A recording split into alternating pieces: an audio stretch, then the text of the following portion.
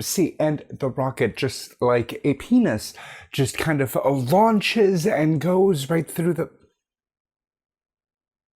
I've lost you. I'm going to have to give you a live demonstration.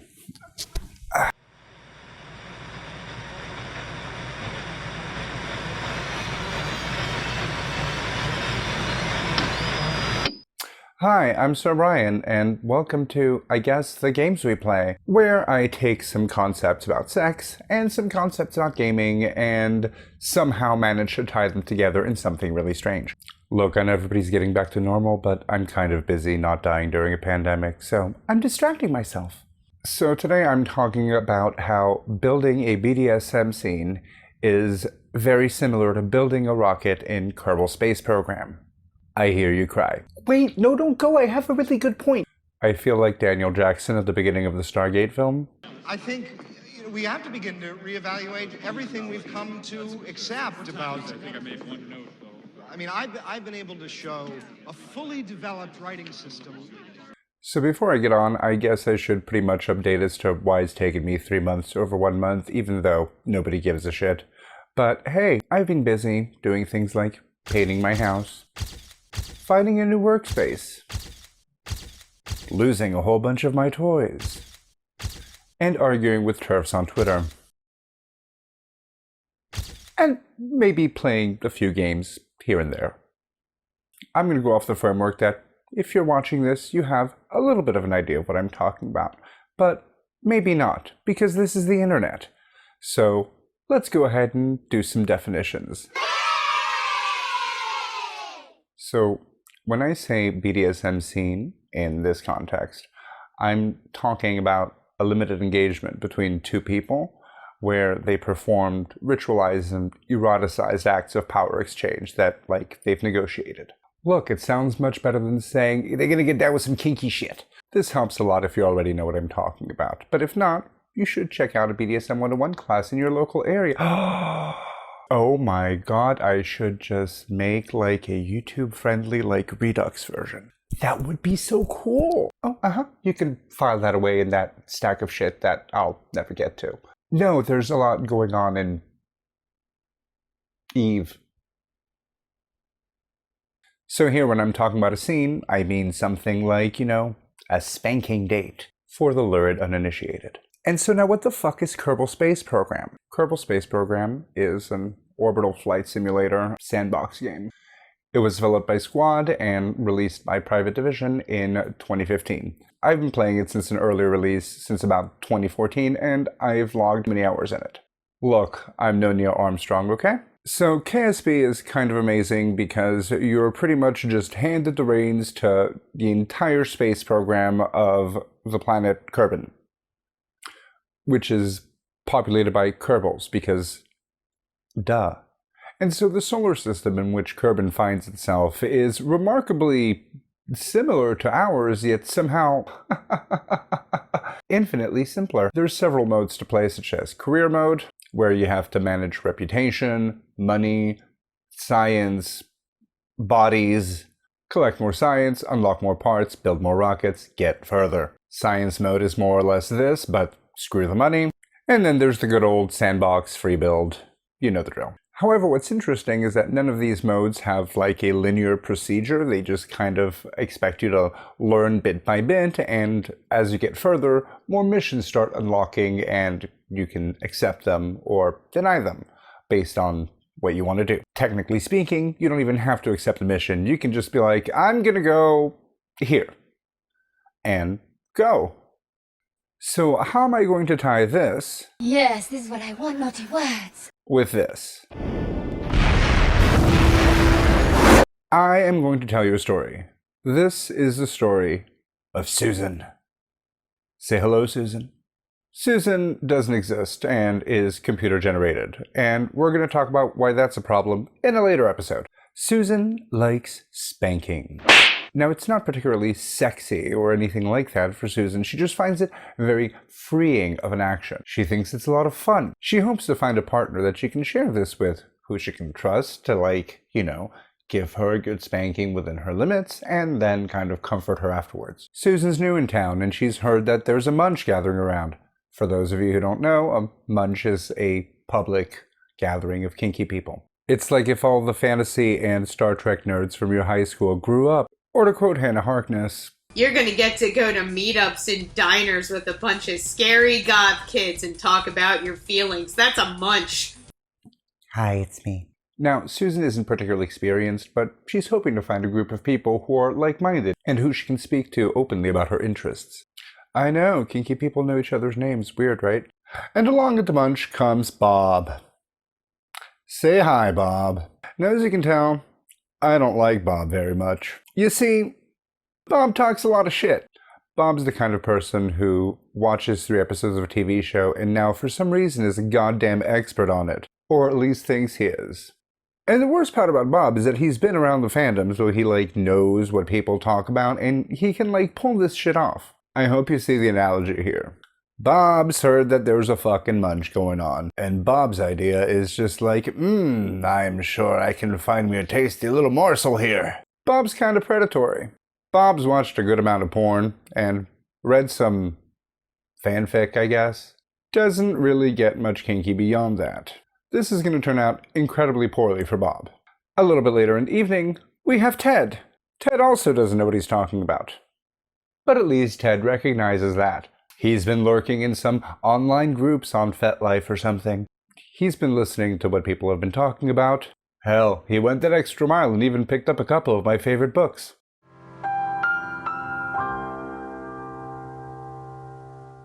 So he understands the whys and the hows that people do things. And he's even experimented with a couple things in the privacy of his own bedroom. That said, Ted also is looking to get into something tonight. Am I starting to make sense? Okay, we're going to do it like this. We're going to say that a successful scene between one of these men and Susan is equivalent to landing and planting a flag on the moon. Bear with me. Everybody consents, everybody has fun, it's just a good time. So now I'm going to switch to Kerbal Space Program and we're going to see how Bob fares. All of this for me? Yay! Oh, hi, this is so cool. Look at that. There's a launch pad and a little building thing and that's shut the fuck up. Okay, let's go somewhere. Oh, let's take a look. So I was trying. Yeah, okay. So this is where we are. It's kind of big. It's really fucking big. But here she is. Let's go to her. I want to land there. Oh, she's so goddamn beautiful. Let's go build something. So here's shut the fuck up.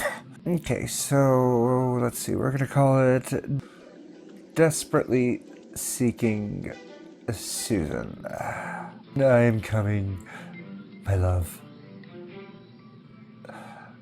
Okay, so we're gonna start with the little pod thing. Where they go? I know that bit. This doesn't seem incredibly complicated. Probably need some fuel.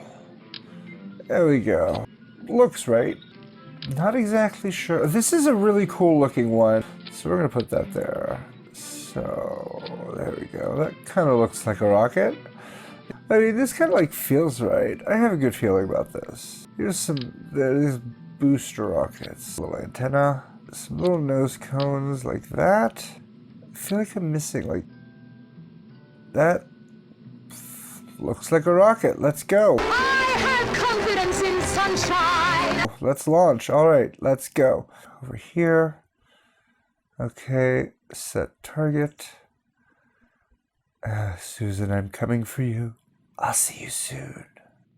This is going really fucking fast. Okay, I got some control, and I'm having a little trouble with that. Oh Jesus, this is Susan. I'm coming, Susan. Susan, you're right there. You're right there. I have no. Oh. You decouple. Oh. Okay. Well, we can just eject and Parachute. There we go. I guess it could have gone worse. I mean, it looked pretty good. They really make it look so easy, though. It's just a fucking rocket.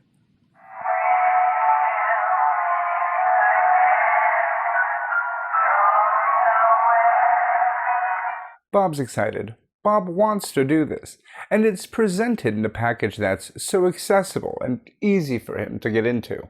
And in this rush, Bob doesn't realize that there's a whole lot of information out there. Health, safety, how hard does this hit? Communication, ethics, what's the sensation of this versus this? And very similarly to Kerbal Space Program, if Bob sits back, takes a breath, relaxes, and, grounds his feet a little bit into reality, maybe him and Susan can have a really good time. Now let's go hang out with my man Ted. Here we go, desperately attempting to approach Susan. I'm gonna go with that. Cheerful description. I've watched a few things, and I've, listened to some people. What is going on? And I think I've got a general idea of what's going on. I've got my little lander, and... Okay, well, I mean, it's the best I can do. I feel a little over-prepared, but let's try that. I'm gonna kind of plan my encounter over here. We're just gonna do the best we can. Let's go ahead and raise this. Gonna adjust. And there we go. Release. Okay. No worries. We're okay. Burn, baby, burn. We're entering orbit. Let's remove this silly covering so we can prepare to land on Susan. I mean the moon. Let's not get ahead of ourselves. Gotta do these things in steps. Little planning goes a long way. And let's burn. It's really nice when you actually get out here in space. Some sweet solar energy. Guess it's a little better than crashing and screaming with no direction. Hi, Susan. You are vast. Let's go ahead and close this up a little bit. Where shall I land? I know. Right here. I'm going to land on Susan's crack.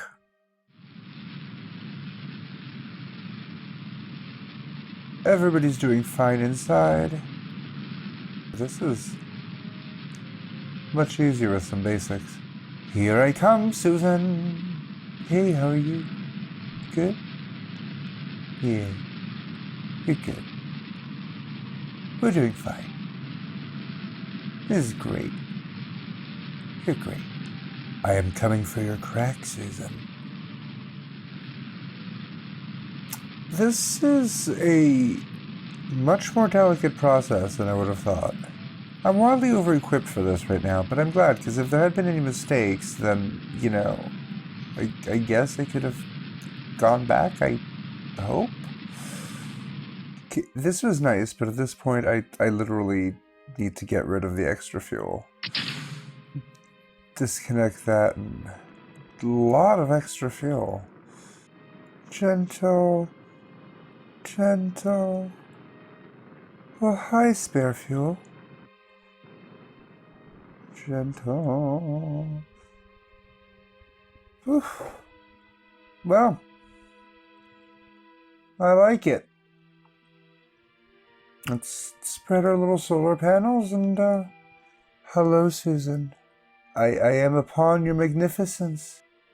Let me frolic upon your shores. Together we will fly through space and time. We are beautiful, Susan.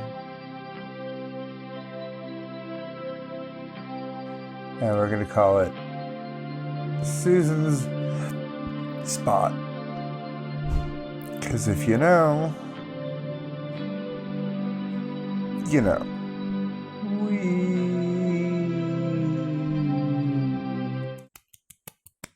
Ted's no expert. Ted's not super smooth. Chances are, Ted's never done this before. At least not exactly like this. But Ted realized that just because it looks really easy doesn't mean that there's not a whole lot behind it. When asked what I compare BDSM to as a practice, I tend to tell people art or music.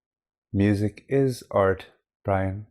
And I think that's a fair comparison. Sure, some people are going to have a natural affinity for it, and everybody's going to develop their own style and their own way of doing it. But there still has to be a general framework, both of guidelines and of just knowledge. Because without those things, you're kind of just coasting by on hot air. And that's fine, and that might, pull you through for a little while. But it's not really sustainable.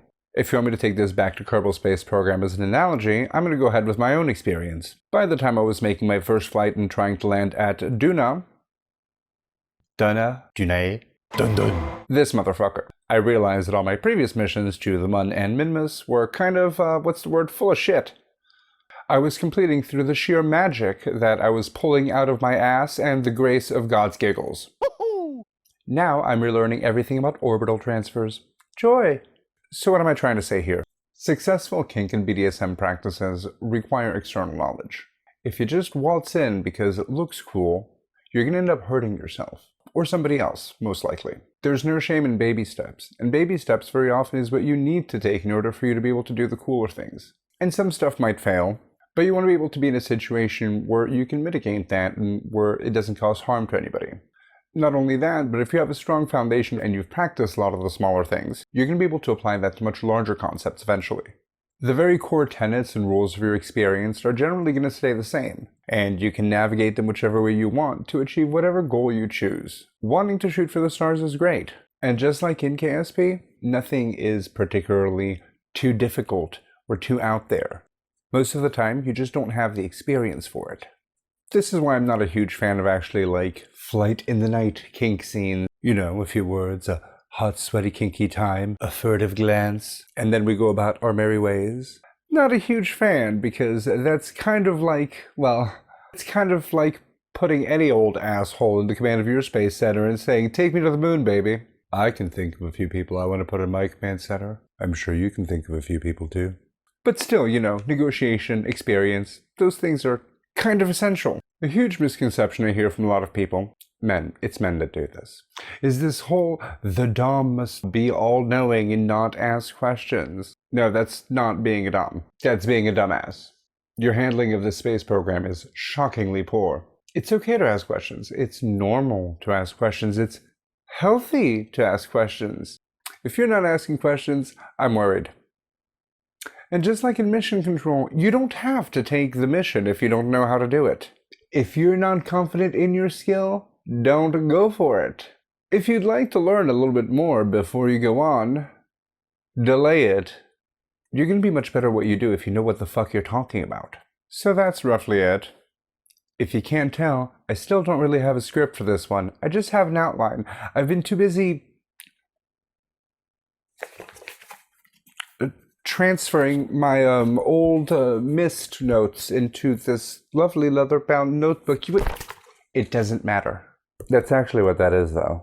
I've literally been doing other things and have actually had much better ideas, which have led me down a rabbit hole to try to go ahead and contact some of Sierra's scriptwriters. And that's actually for the next video. That's going to come much sooner, because I care about that one a lot more. I even have a script. This is the other Miss Notebook. Ignore that. But there is a script. So remember, if you want to launch your rocket into Susan, breathe, relax, look around you, ask questions, find additional sources of information. Try to learn more about Susan. I guess that was the games we play. If you like my absolutely inane rambling into the world of kink and video games, feel free to hit the like and subscribe wherever they are. Down here, inside this hell box in which I exist, only living inside your brain. Or look at my socials on the end card.